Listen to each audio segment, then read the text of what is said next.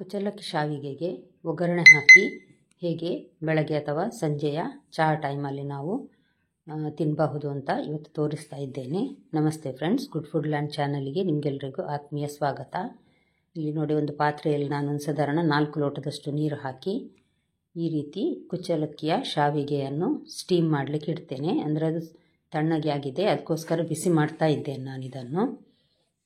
ನೋಡಿ, ಈ ರೀತಿ ಒಂದು 5 ನಿಮಿಷ ಸಾಕು. ಹೈ ಫ್ಲೇಮಲ್ಲಿ ಕುದೀಲಿಕ್ಕೆ ಶುರುವಾದ ಮೇಲೆ 5 ನಿಮಿಷದಲ್ಲೇ ಇದು ಬಿಸಿ ಆಗ್ತದೆ ಬೇಗ. ನೋಡಿ, ನಡುವೆ ಸ್ವಲ್ಪ ಗ್ಯಾಪ್ ಮಾಡಿ ಇಟ್ಟಿದ್ದೆ ನಾನು. ಇದು ನೋಡಿ, 1.5 ಕಪ್ಪಿನಷ್ಟು ಫ್ರೆಶ್ ತೆಂಗಿನ ತುರಿ. ಇದಕ್ಕೆ ನಾವು ಸಕ್ಕರೆ ಹಾಕಬೇಕು. ಇದಕ್ಕೆ ಸ್ವಲ್ಪ ಸಿಹಿ ಟೇಸ್ಟ್ ಬರಲಿಕ್ಕೋಸ್ಕರ 4 ಟೇಬಲ್ ಸ್ಪೂನ್ನಷ್ಟು ನಾನು ಸಕ್ಕರೆ ಹಾಕಿದ್ದೇನೆ. ಇದನ್ನೊಂದು ಸಲ ಈ ರೀತಿ ಚೆನ್ನಾಗಿ ಮಿಕ್ಸ್ ಮಾಡುವ.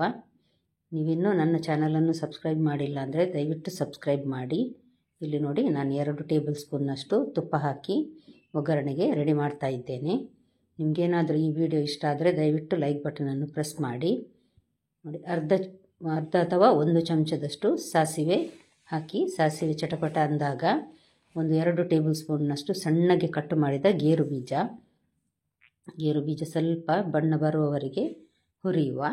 1-2 ಸಣ್ಣಗೆ ಕಟ್ ಮಾಡಿದ ಕಾಯಿ ಮೆಣಸು. ಸ್ವಲ್ಪ ಖಾರ ಟೇಸ್ಟ್ ಬಂದರೆ ಒಳ್ಳೆಯದಾಗ್ತದೆ ಇದು, ಅದಕ್ಕೋಸ್ಕರ. ಕರಿಬೇವು ಸ್ವಲ್ಪ ಜಾಸ್ತಿ ಹಾಕಿದ್ದೇನೆ ನಾನು, ಪರಿಮಳ ಮತ್ತು ರುಚಿಗೆ ಒಳ್ಳೆಯದಾಗ್ತದೆ ಅಂತ. ಈಗ ನೋಡಿ, ಕರಿಬೇವು ಸ್ವಲ್ಪ ಕ್ರಿಸ್ಪ್ ಆಗುವವರೆಗೆ ಇದನ್ನು ಬಿಸಿ ಮಾಡಿದರೆ ಆಯಿತು. ನಂತರ ನೋಡಿ, ಈಗ ತೆಂಗಿನ ತುರಿಗೆ ನಾನು ಇದನ್ನು ಹಾಕ್ತಾ ಇದ್ದೇನೆ. ಹಾಕಿ ಒಂದು ಸಲ ಚೆನ್ನಾಗಿ ಮಿಕ್ಸ್ ಮಾಡುವ. ತೆಂಗಿನ ತುರಿಯೊಟ್ಟಿಗೆ ಇದು ಚೆನ್ನಾಗಿ ಮಿಕ್ಸ್ ಆಗಬೇಕು, ತುಪ್ಪ ಮತ್ತು ಅದಕ್ಕೆ ಹಾಕಿದ ಎಲ್ಲ ಸಾಮಾನು. ಇವಾಗ ನಾವು ಬೇಯಿಸಿಟ್ಟ ಶಾವಿಗೆ ಇದೆ ನೋಡಿ, ಅದನ್ನು ಹಾಕುವ. ಇದೀಗ ಸ್ವಲ್ಪ ಉದ್ದುದ್ದಕ್ಕೆ ಇದೆ ನೋಡಿ, ನೂಡಲ್ಸ್ ಥರನೇ.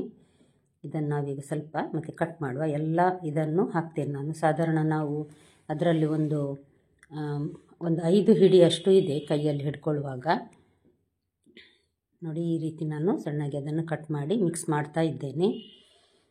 ನಿಮಗೇನಾದರೂ ಇಷ್ಟ ಆಯ್ತು ಅನಿಸಿದರೆ ದಯವಿಟ್ಟು ನಿಮ್ಮ ಫ್ರೆಂಡ್ಸಿಗೆ, ಫ್ಯಾಮಿಲಿ ಫ್ರೆಂಡ್ಸಿಗೆಲ್ಲ ಶೇರ್ ಮಾಡೋದನ್ನು ಮರಿಬೇಡಿ. ಲೈಕ್ ಬಟನನ್ನು ಸಹ ಪ್ರೆಸ್ ಮಾಡೋದನ್ನು ಮರಿಬೇಡಿ. ನೋಡಿ, ಈ ರೀತಿ ಮಿಕ್ಸ್ ಮಾಡಿದರೆ ರೆಡಿ ಆಯಿತು ಒಗ್ಗರಣೆ. ಸಕ್ಕರೆ ಸ್ವಲ್ಪ ಮಕ್ಕಳಿಗೆ ಕೊಡುವಾಗ ಜಾಸ್ತಿ ಬೇಕನ್ನಿಸಿದರೆ ಹಾಕ್ಕೊಳ್ಬೋದು.